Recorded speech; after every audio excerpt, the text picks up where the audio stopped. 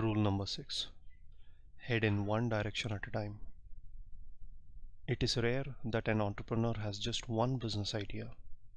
If you are like me, you probably have a file on your computer somewhere that has a list of 20 or 30 possible ideas for different businesses that you could pursue. If you had unlimited time and resources, you could pursue them all.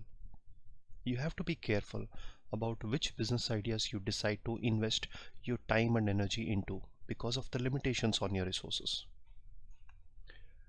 Deciding to work on a business idea just because you have a friend who has an idea and wants to partner with you is not good enough.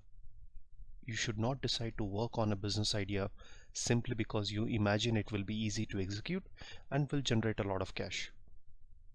You should only work on the one idea that you're extremely passionate about and believe has the best chance of success.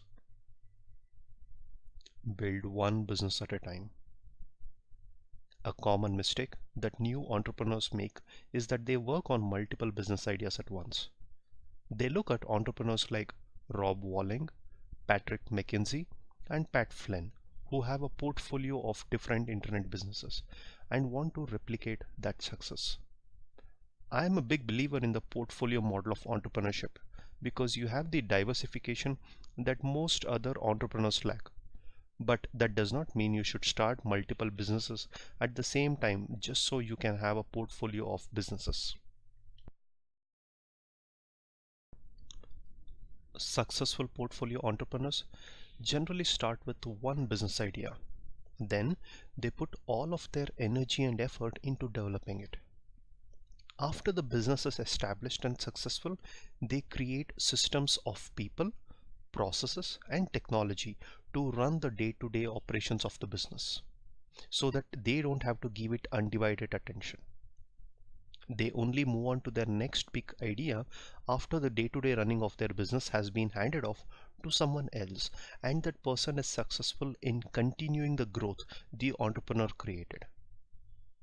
If you are just getting started, you do not have a team of people to help you. Do not expect that you as an individual can do the same amount of work as another entrepreneur who has a team behind him or her. If you're just getting started in the world of internet business, start with one idea. If you try to start 3 or 4 different ones at once, there is a strong likelihood that you'll find yourself with a handful of unfinished businesses that have not gained any traction. Much like driving, you cannot go in 4 different directions and expect to travel anywhere worth going. I recommend that you put all of your energy and effort into the one business idea that you believe will succeed. You can get more done when you're focusing on one project and not distracted by the needs of other businesses. If your best idea falls through, you can always move on to the other ideas that you have. They will still be there waiting for you. If your best idea does work out, you will have a successful business that generates cash flow and you may or may not want to move on to other ideas at that point. You can either decide to see how large you can scale that business or find team members to take over so you can move on to your other ideas. The cash from your first success can fund your next idea.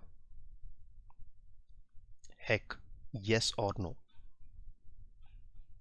It is almost more difficult to stay focused after you have had some success with your business. Once you have proven yourself to be a successful entrepreneur, you will be the one approached on a regular basis by people who want to partner with you on a project or start a new business with you. You have not only created a business, you have earned the power of choice over future projects.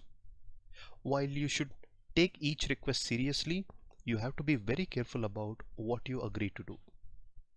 As an entrepreneur with a now profitable business, your time is a valuable commodity. You should only say yes to the select partnership opportunities whose potential for success you are most excited about. You need to say no to everything else. Entrepreneur Derek Sivers wrote a popular blog post about this topic, commenting, "When deciding whether to commit to something, if I feel anything less than, wow, that would be amazing, absolutely, hell yeah, then my answer is no.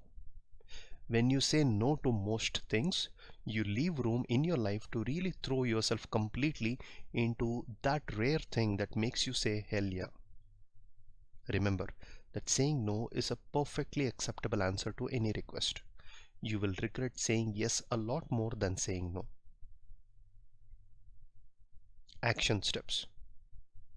Commit to one business idea at a time and only work on your best idea. Remember, one successful business will make a great addition to your evolving business portfolio. Four failed business attempts will not. Practice saying no. Only commit to ideas that you think are amazing.